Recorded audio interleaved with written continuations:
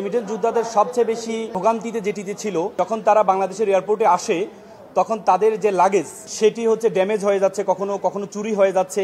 জি, আপনারা জানেন বাংলাদেশে 3টি আরের উপর বাংলাদেশের অর্থনীতি নির্ভর করে। একটি হচ্ছে রেমিটেন্স, আরেকটি হচ্ছে রেডিমেড গার্মেন্টস, আরেকটি হচ্ছে রাইস। তার মধ্যে সবচেয়ে গুরুত্বপূর্ণ হচ্ছে রেমিটেন্স। আমাদের রেমিটেন্স যোদ্ধারা যারা আমাদের যে নতুন বাংলাদেশ, সেই নতুন বাংলাদেশে চমৎকার অবদান রেখেছে নতুন বাংলাদেশ হওয়ার ক্ষেত্রে। কিন্তু নতুন বাংলাদেশ হওয়ার পর থেকে যারা রেমিটেন্স যোদ্ধা তাদের জন্য আমরা দেখেছি তাদের জন্য একটা লাউঞ্জের ব্যবস্থা করা হয়েছে। কিন্তু রেমিটেন্স যোদ্ধাদের তারা সবচেয়ে বেশি ভোগান্তিতে যেটিতে ছিল সেটি হচ্ছে যখন তারা বাংলাদেশের এয়ারপোর্টে আসে তখন তাদের যে লাগেজ, তাদের যে ব্যাগেজ আছে সেটি হচ্ছে ড্যামেজ হয়ে যাচ্ছে, কখনো কখনো চুরি হয়ে যাচ্ছে, কখনো মালামাল চুরি হয়ে যাচ্ছে, কখনো একবারে হারানো যাচ্ছে।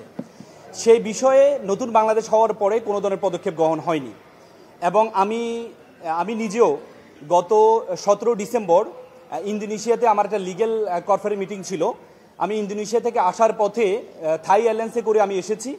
আমি যখন বাংলাদেশ শাহজালাল আন্তর্জাতিক বিমানবন্দরে আসলাম তখন আমার যে লাগেজটি ছিল সেটি 7 কেজি লাগেজ ছিল। পরবর্তী দেখা যায় আমি যখন বেল থেকে লাগেজটি নিই তখন আমার লাগেজটি ছেঁড়া অবস্থায় পেয়েছি এবং পরে ওয়েটটা মাপার পর দেখা গেল মাত্র 5 কেজি আছে। 2 কেজি আমার লাগেজের গুরুত্বপূর্ণ মালামাল হারিয়ে গিয়েছে বা চুরি হয়েছে। পরবর্তীতে আমি এটিকে থাই এয়ারলাইন্সকে আমি জানিয়েছি। তারা বলল it's a matter of civil aviation, responsibility of civil aviation. পরবর্তীতে আমি সিভিল এভিয়েশনে, যেখানে লস্টিং অ্যান্ড ফাউন্ডিং অফিস, সেখানে আমি গিয়েছি। তাদেরকে জানানোর পর তারা আমাকে বলল, দেখেন এটি আমাদের এয়ারপোর্টে হয়েছে কিনা আমরা জানি না, এটা অন্য এয়ারপোর্টে হতে পারে, এটা আপনারা থাই এয়ারলাইন্সের কাছে যান। মানে they are both side are defending themselves by blaming to others. আমি তাদেরকে বলেছি, সিভিল এভিয়েশনকে বলেছি, আপনাদের যেহেতু কেরিং থেকে এই বেল পর্যন্ত মাত্র 300 মিটার একটা বিষয়, সেখানে তো আপনাদের সিসিটিভি আছে, তাহলে আপনারা সিসিটিভিতে আমাকে একটু দেখান যে মাত্র 10 মিনিটের ব্যাপার, সিসিটিভিতে আমাকে দেখান আপনাদের এখান থেকে চুরি হয়েছে নাকি অন্য এয়ারপোর্ট থেকে চুরি হয়েছে। তারা বলল যে তারা বাধ্য না, তারা এটি করতে তারা বাধ্য না। তখন পরবর্তীতে আমি তাদেরকে বললাম ঠিক আছে। তখন তারা বললো আপনারা কাজ করেন, থাই এয়ারলাইন্সে যান। আমি থাই এয়ারলাইন্সে আবার গিয়েছি, তারা বললো আপনারা বাংলাদেশ বিমানে গিয়ে একটা অভিযোগ করেন। এবং ইন দ্য মিন টাইম আমি যখন অভিযোগ করছি তখন একটা অস্ট্রেলিয়ান নাগরিক, সে মাত্র 8 ঘন্টার জন্য বাংলাদেশে এসেছে, তিনিও তার একটা ব্যাগেজ হারানো গিয়েছে। তিনি যখন তাদেরকে জানালো, তারা অস্ট্রেলিয়ান নাগরিককে বললো আপনি এক কাজ করেন, বাংলাদেশ বিমানে গিয়ে অভিযোগ করেন, হেড অফিসে গিয়ে অভিযোগ করেন। উনি বললো we have no time to finding my goods. আমার সে সময় আমি যদি 8 ঘন্টার জন্য আসছি, no need to recover my goods. সে চলে গিয়েছে।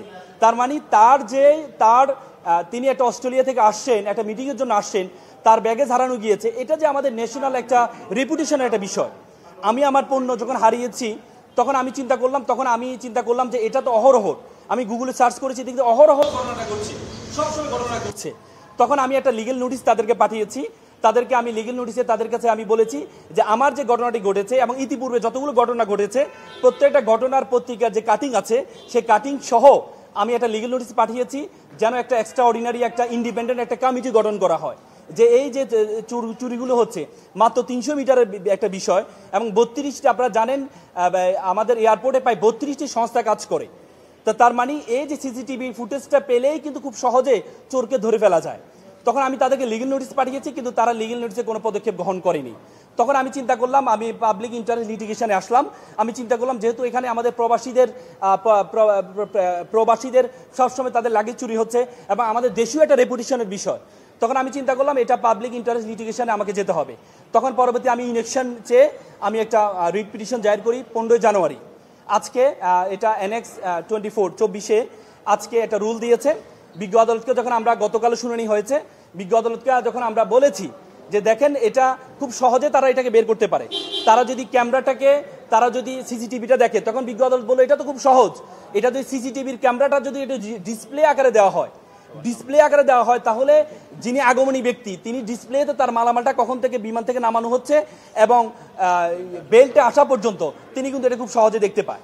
তখন বিজ্ঞ আদালত বলেছে ঠিক আছে, আমি আপনাদের তখন উনি রুল দিয়েছেন, আমরা যে ইন্ডিপেন্ডেন্ট একটা কমিটি গঠন করার জন্য আবেদন করেছি ইতিপূর্বে যত ঘটনা ঘটেছে এবং আমার যে ঘটনা ঘটেছে এই ঘটনা তদন্ত করার জন্য একটা ইন্ডিপেন্ডেন্ট কমিটি এক্সট্রাঅর্ডিনারি কমিটি গঠন করার জন্য সেটি কেন দেওয়া হবে না সে মর্মে এবং কি হচ্ছে সেফটি এবং সিকিউরিটি মেকশিওর করার জন্য ইন্টারন্যাশনাল এভিয়েশন যে স্ট্যান্ডার্ড আছে সেই স্ট্যান্ডার্ড মেনটেন করে এই লাগেজের আগমনী ব্যক্তিদের লাগেজ সেফটি এবং সিকিউরিটি যেন মেকশিওর করা যায় সেজন্য সেটি কেন করা হবে না সে মর্মে একটা সেফটি মেজার নেওয়ার জন্য সে মর্মে রুল দিয়েছেন।